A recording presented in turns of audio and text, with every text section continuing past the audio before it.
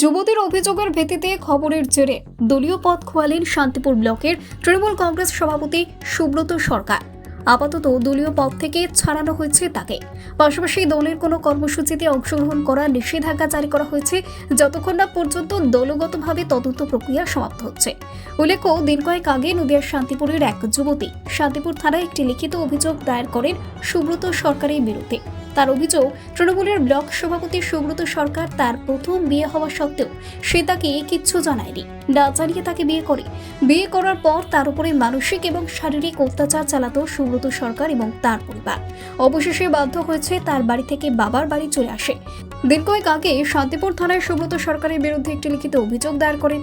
সেই খবর সংবাদ মাধ্যমে ছড়িয়ে পড়ে। এরপরেই দলের তরফ থেকে পদক্ষেপ গ্রহণ করা হয়। আপাতত ব্লক সভাপতির পদ থেকে তাকে সরিয়ে দেওয়া হয়। পাশাপাশি দলের নির্দেশ যতক্ষণ না পর্যন্ত তার বিরুদ্ধে তদন্ত প্রক্রিয়া সমাপ্ত হচ্ছে, তিনি দলীয় কোনো কর্মসূচিতে অংশগ্রহণ করতে পারবেন না। এ বিষয়ে অভিযুক্ত তৃণমূল নেতা সুব্রত সরকারকে একাধিকবার যোগাযোগ করা হলেও তার সঙ্গে যোগাযোগ করা সম্ভব হয়নি। ব্যুরো রিপোর্ট, জেসওয়াক 24 বাংলা।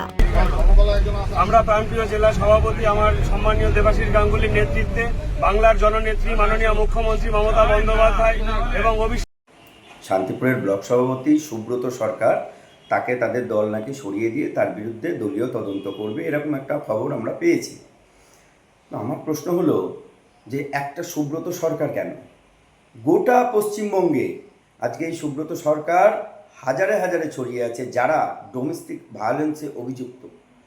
আজকে এই ডোমেস্টিক ভায়োলেন্স করেও গোটা পশ্চিমবঙ্গের বিভিন্ন থানাগুলোতে আপনারা দেখবেন যে শুধুমাত্র তৃণমূলের নেতৃত্বস্থানীয় হওয়ার জন্যে, তাদের হাতে পাওয়ার থাকার জন্যে, তাদের ন্যূনতম যে অভিযোগপত্রটা, সেই অভিযোগপত্রটা গৃহীত হয় না পশ্চিমবঙ্গের বিভিন্ন থানাগুলোতে। যে সুব্রত সরকার জানি না সে মানে তার বিরুদ্ধে কী ধরনের তদন্ত দল করবে আগামীতে, সেটা দেখা যাবে, আপনারাই দেখতে পারবেন। কিন্তু আমার প্রশ্ন হলো যে এই ধরনের ডোমেস্টিক ভায়োলেন্সে অভিযুক্ত যে সমস্ত নেতা বা নেত্রীরা আছেন, অবিলম্বে দল তাদের বিরুদ্ধে ব্যবস্থা নেওয়া উচিত। এবং এইটা অর্থাৎ তৃণমূলের শুধু নয়, গোটা পশ্চিমবঙ্গের সাধারণ মা বোনেদের নিরাপত্তা সুনিশ্চিত করা উচিত। তার কারণ, তৃণমূল কংগ্রেস করলে অপরাধের যে অবাধ ছাড়পত্র পাওয়া যায়, সেই অবাধ ছাড়পত্রের ব্যাপারটা কিন্তু তৃণমূলের নিচু স্তর থেকে উপর স্তর পর্যন্ত সকলেই প্রায় জেনে গেছে।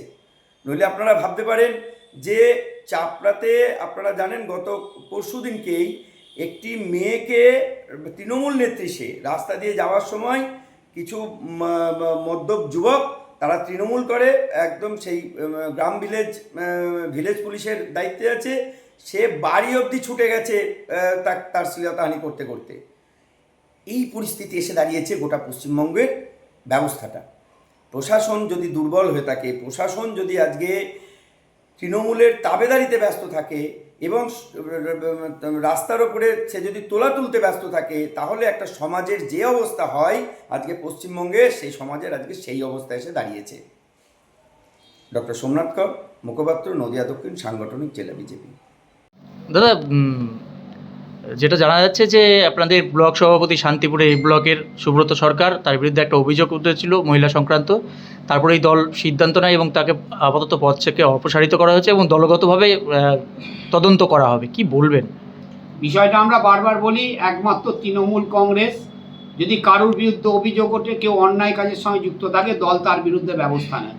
এক্ষেত্রে সুব্রত সরকারের বিরুদ্ধে তার দ্বিতীয় স্ত্রী বলে দাবি করছেন যিনি, অভিযোগ উঠেছে, তাকে অপসারিত করেছে এবং দল বিষয়টা খতিয়ে দেখছে। দোষী হলে দল যথোপযুক্ত ব্যবস্থা নেবে। আপাতত কি তার বিরুদ্ধে কি দল কি সিদ্ধান্ত নিয়েছে এবং কি পদক্ষেপ নিয়েছে? না, দল তাকে অপসারিত করেছে। দলে যতক্ষণ না তদন্ত শেষ হচ্ছে, সে কোনো দলীয় কার্যক্রমে উপস্থিত থাকতে পারবে না। আচ্ছা, বিজেপি দাবি করছে শুধুমাত্র একটা সুব্রত সরকার নয়, গোটা রাজ্য জুড়ে তৃণমূলের এরকম একাধিক নেতা রয়েছে যাদের বিরুদ্ধে মহিলা সংক্রান্ত বিভিন্ন অভিযোগ রয়েছে। তাদের বিরুদ্ধেও পদক্ষেপ কেন নিচ্ছে না? বিজেপি সম্বন্ধে কি বলবো, ওদের কথার কি গুরুত্ব আছে? ওদের রাজ্য সভাপতি হয়েছে, সবে নিযুক্ত হয়েছে শ্রমিক ভট্টাচার্য। বিজেপির নেত্রীরা তার বিরুদ্ধে ভুরি ভুরি মহিলা সংক্রান্ত অভিযোগ রয়েছে, অডিও ভাইরাল হচ্ছে, তাদেরকে পুরস্কৃত করা হয় বিজেপিতে। বিজেপি আর তৃণমূলের সাথে এটাই ফারাক। আচ্ছা, তাহলে আপাতত সুব্রত সরকার দলের কোনো সম্পর্ক নেই আপনাদের সাথে? দলের সাথে দল তাকে এই মুহূর্তে দলীয় কার্যে অংশগ্রহণ করতে বারণ করেছে। কি নাম আপনার? সনদ চক্রবর্তী, সভাপতি, নদিয়া দক্ষিণ জেলা আইডিটিউসি।